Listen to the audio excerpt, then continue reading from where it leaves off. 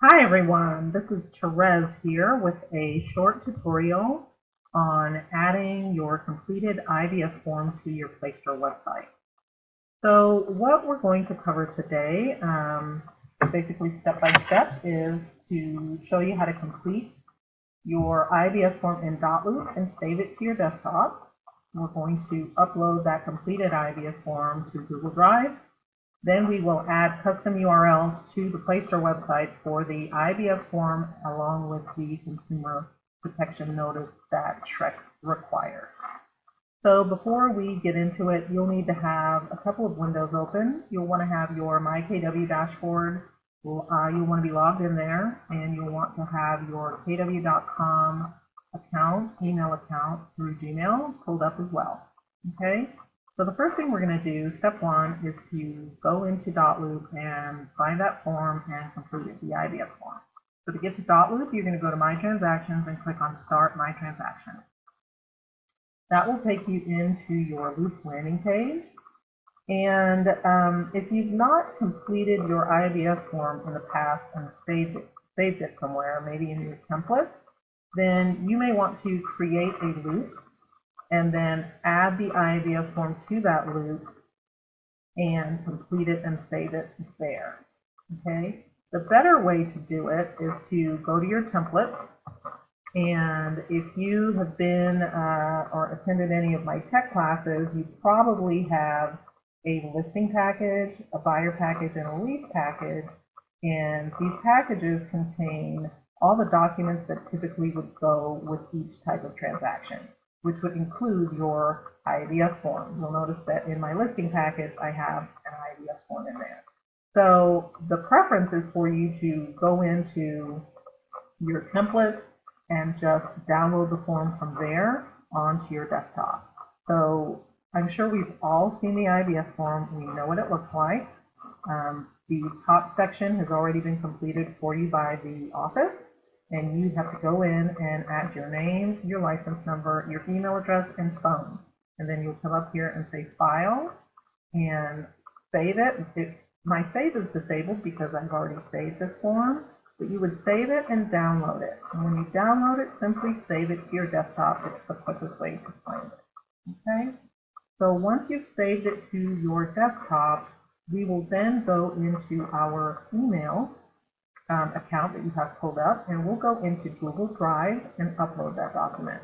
So these little squares over here that you see are these little boxes that form a square. This is where your Google apps are hidden. So if you click on that icon, you'll notice one of the first things that come up is your Google Drive. Okay, so you click on that, and it takes you into your Google Drive account, and you'll notice that my IABS form is already in here.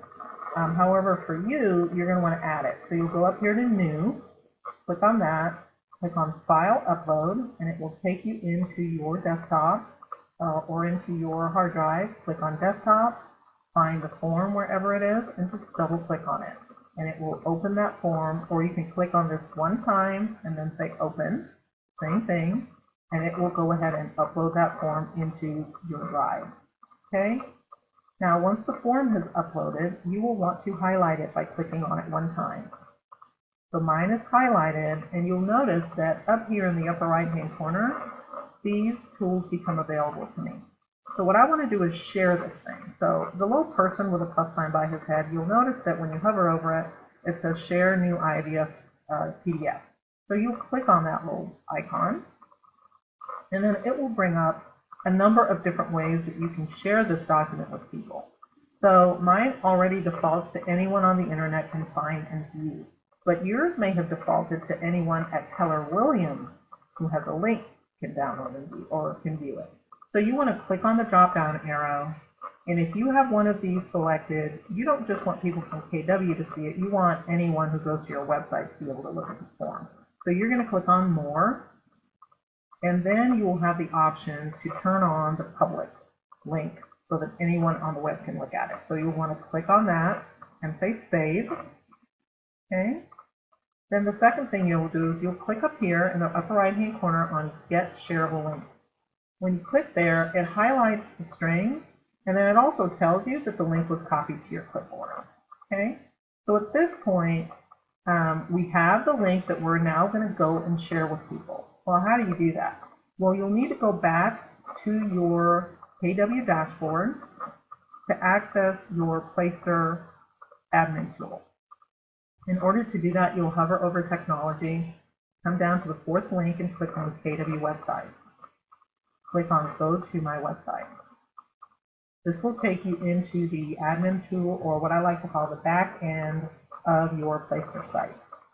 And this should be familiar to you because you hopefully have gone in and personalized your Placester website by now.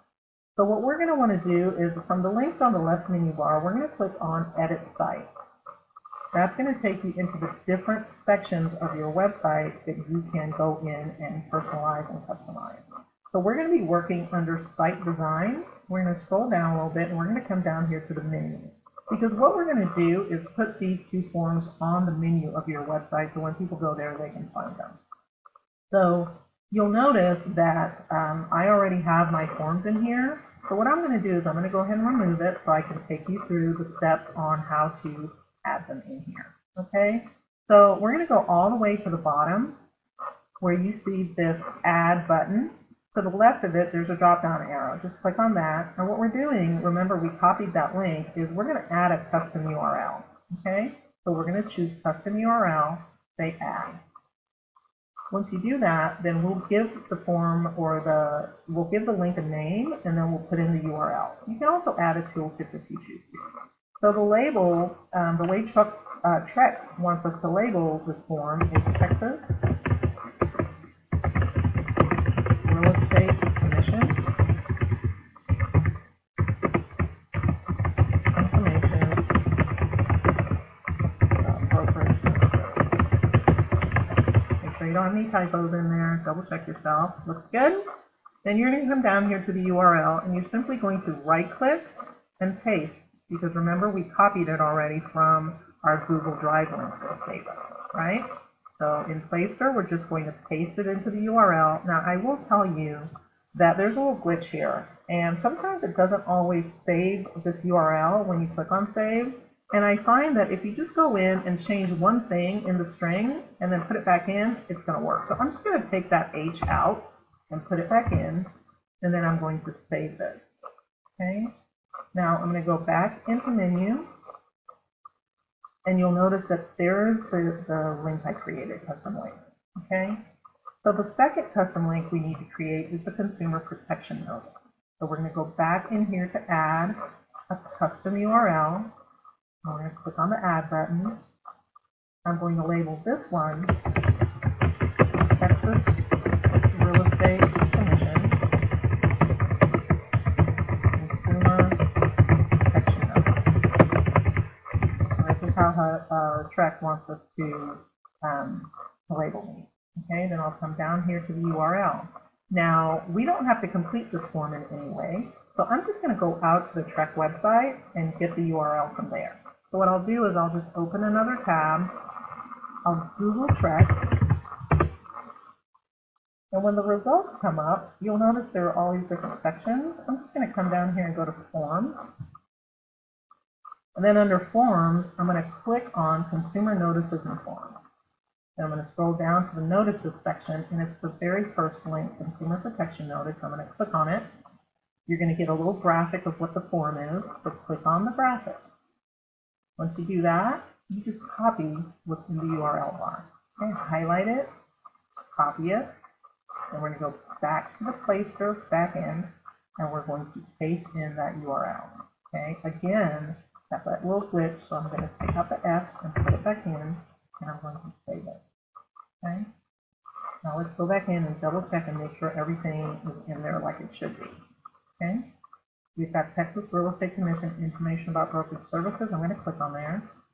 You'll notice the label's fine, and it kept my URL, so that's good. We'll just double check the other form, and everything looks good in there as well. Now, what I'm going to do is I'm going to go out to my website, my Placester site, okay, so you can see how this looks at this point. So here's my Placester site, and there are the two links that I put in, right? Those are the two ones that I added. Well, I think that looks a bit messy and jumbled up. So what I'm going to do is I'm going to take these two forms and I'm going to put them up here under my home menu. Okay, let's go back into Placester. And what I'll do is I will simply click and drag this up onto the home button. Okay, so you'll notice it turns into a four-pronged arrow. Just click on it and then just drag it upwards. Okay, and when you get to the top, just kind of finagle it a little bit until you get up there and you see home, and then you're going to place this right on top of home. Okay, right there. And once you drop it, it's going to indent that a little bit, and that's going to tell you that it worked. Okay, we're going to come back down here and we're going to do the same thing with the protection notice. Grab it, kind of drag it, and you see home. You're going to drop this on top of home, and it will again indent it and put it there. So this tells me that these two forms are going to show up under the home menu. Okay, let's save our work. I'll go back out to my website. I'll refresh the screen, and you'll notice that it moved those two links from this bottom section, and it now puts them in my home menu when I hover my mouse over it. Now, of course, you want to double check your link, so click on it and make sure that it takes you to your completed IABS form. Okay, if it's blank, you're going to have to complete that form because it cannot be blank. If it is blank, it's not compliant with TRICS rules. Okay, then let's go back and just make sure that the consumer protection notice is going into the correct form, and it looks like it is. So we're done with that. And that is the tutorial. That wasn't so hard, right? So anyway, I will do a couple of more videos. I'll do one on how to do this in IABS and how to do it in eAgency.